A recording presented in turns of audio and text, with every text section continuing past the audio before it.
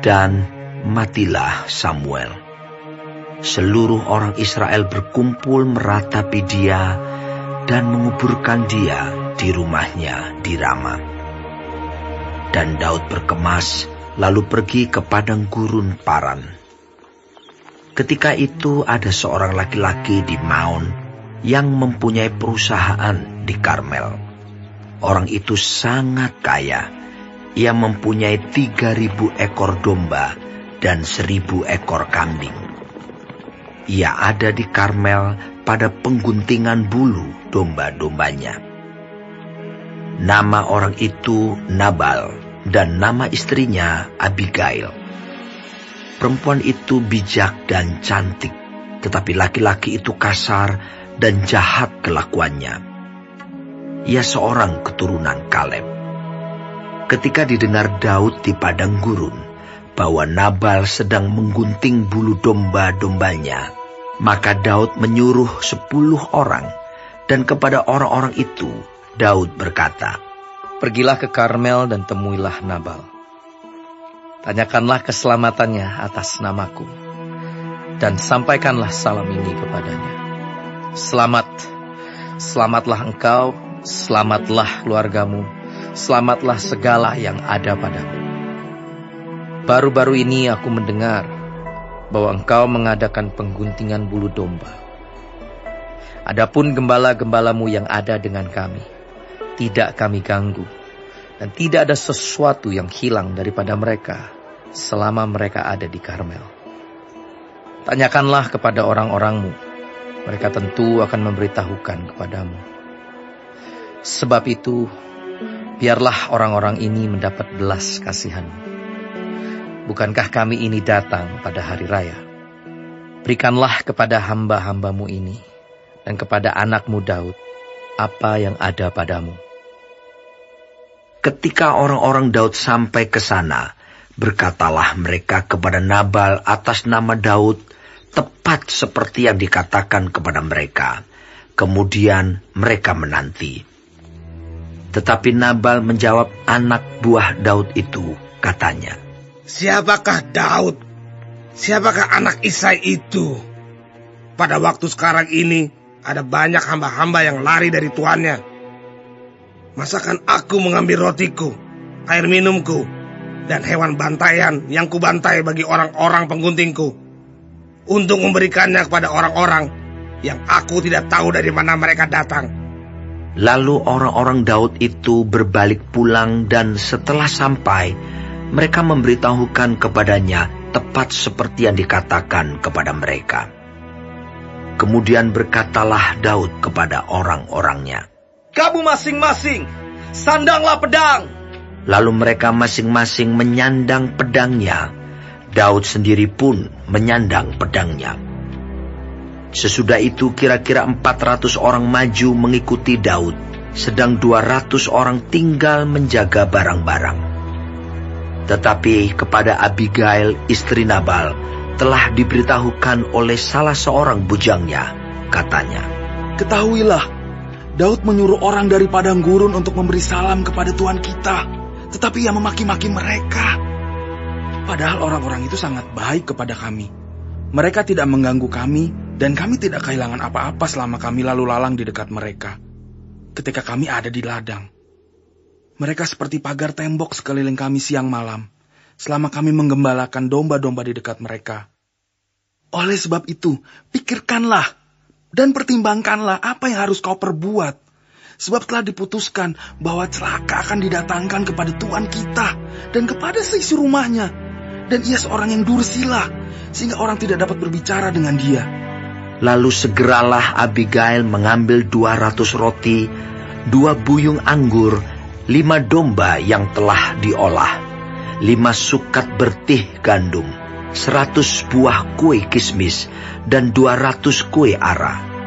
Dimuatnyalah semuanya ke atas keledai, lalu berkata kepada bujang-bujangnya, "Berjalanlah mendahului aku. Aku segera menyusul kamu." Tetapi Nabal suaminya tidaklah diberitahunya.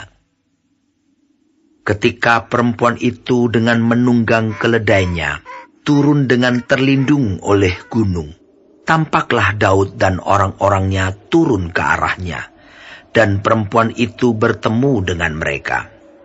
Daud tadinya telah berkata, "Sia-sialah aku melindungi segala kepunyaan orang ini di padang gurun, sehingga tidak ada sesuatu pun yang hilang dari segala kepunyaannya.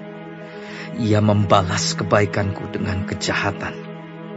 Beginilah kiranya Allah menghukum Daud, bahkan lebih lagi daripada itu. Jika ku tinggalkan hidup sampai pagi, seorang laki-laki saja pun dari semua yang ada padanya." Ketika Abigail melihat Daud, segeralah ia turun dari atas keledainya, lalu sujud menyembah di depan Daud dengan mukanya sampai ke tanah. Ia sujud pada kaki Daud serta berkata, Aku sajalah ya Tuanku yang menanggung kesalahan itu. Izinkanlah hambamu ini berbicara kepadamu, dan dengarkanlah perkataan hambamu ini. Janganlah kiranya Tuanku mengindahkan Nabal, orang yang dursila itu. Sebab seperti namanya, demikianlah ia. Nabal namanya dan bebal orangnya. Tetapi aku, hambamu ini, tidak melihat orang-orang yang Tuanku suruh. Oleh sebab itu Tuanku, demi Tuhan yang hidup, dan demi hidupmu yang dicegah Tuhan daripada melakukan hutang darah, dan daripada bertindak sendiri dalam mencari keadilan, biarlah menjadi sama seperti Nabal musuhmu, dan orang yang bermaksud jahat terhadap Tuanku. Oleh sebab itu, pemberian yang dibawa kepada Tuanku oleh budakmu ini, biarlah diberikan kepada orang-orang yang mengikuti Tuanku. Ampunilah kiranya kecerobohan hambamu ini, sebab pastilah Tuhan akan membangun bagi Tuanku keturunan yang teguh. Karena Tuanku ini melakukan perang Tuhan, dan tidak ada yang jahat terhadap padamu selama hidupmu. Jika sekiranya ada seorang bangkit mengejar engkau, dan ingin mencabut nyawamu, maka nyawa Tuanku akan terbungkus dalam bungkusan tempat orang-orang hidup pada Tuhan Allahmu. Tetapi nyawa para musuhmu akan diumbankannya dari dalam salang umban. Apabila Tuhan melakukan kepada Tuanku sesuai dengan segala kebaikan yang difirmankannya kepadamu, dan menunjuk engkau menjadi raja atas Israel, maka tak usahlah Tuanku bersusah hati dan menyesal karena menumpahkan darah tanpa alasan, dan karena Tuanku bertindak sendiri dalam mencari keadilan. Dan apabila Tuhan berbuat baik kepada Tuanku, ingatlah kepada hambamu ini. Lalu berkatalah Daud kepada Abigail, "Terpujilah Tuhan, Allah Israel, yang mengutus engkau menemui aku pada hari ini. Terpujilah kebijakanmu, dan terpujilah engkau sendiri, bahwa engkau pada hari ini menahan aku daripada melakukan hutang darah, dan daripada bertindak sendiri dalam mencari keadilan. Tetapi demi Tuhan, Allah Israel yang hidup, yang mencegah aku daripada berbuat jahat kepadamu. Jika engkau tadinya tidak segera datang menemui aku, pasti tidak akan ada seorang laki-laki pun tinggal hidup pada Nabal sampai fajar menyingsing." Lalu Daud menerima dari perempuan itu apa yang dibawanya untuk dia, dan berkata kepadanya, "Pulanglah dengan selamat ke rumahmu. Lihatlah, aku mendengarkan perkataanmu dan menerima permintaanmu dengan baik." Sampailah Abigail kepada Nabal, dan tampaklah Nabal mengadakan perjamuan di rumahnya, seperti perjamuan raja-raja. Nabal riang gembira dan mabuk sekali. Sebab itu tidaklah diceritakan perempuan itu sepatah kata pun kepadanya, sampai fajar menyingsing. Tetapi pada waktu pagi, ketika sudah hilang mabuk Nabal itu, diceritakanlah kepadanya oleh istrinya segala perkara itu. Lalu terhentilah jantungnya dalam dada, dan ia membatu. Dan kira-kira 10 hari sesudah itu, Tuhan memukul Nabal sehingga ia mati.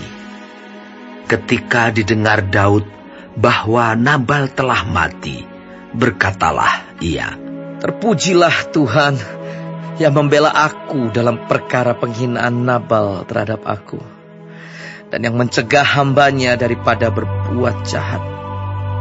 Tuhan telah membalikan kejahatan Nabal ke atas kepalanya sendiri." Kemudian Daud menyuruh orang untuk berbicara dengan Abigail tentang mengambil dia menjadi istrinya. Para hamba Daud datang kepada Abigail di Karmel dan berkata kepadanya demikian, "Daud menyuruh kami kepadamu untuk mengambil engkau menjadi istrinya." Lalu bangkitlah perempuan itu berdiri, sujudlah ia menyembah dengan mukanya ke tanah sambil berkata, "Sesungguhnya hambamu ini ingin menjadi budak yang membasuh kaki para hamba tuanku itu." Kemudian berkemaslah Abigail dengan segera. Ia menunggang keledainya dengan diiringi 5 orang pelayan perempuan. Ia mengikuti suruhan Daud itu dan menjadi istri Daud. Juga Ahinoam dari Yisrael telah diambil Daud menjadi istrinya. Kedua perempuan itu menjadi istrinya. Tetapi Saul telah memberikan Michal anaknya perempuan, istri Daud, kepada Palti bin Lais yang dari Galim itu.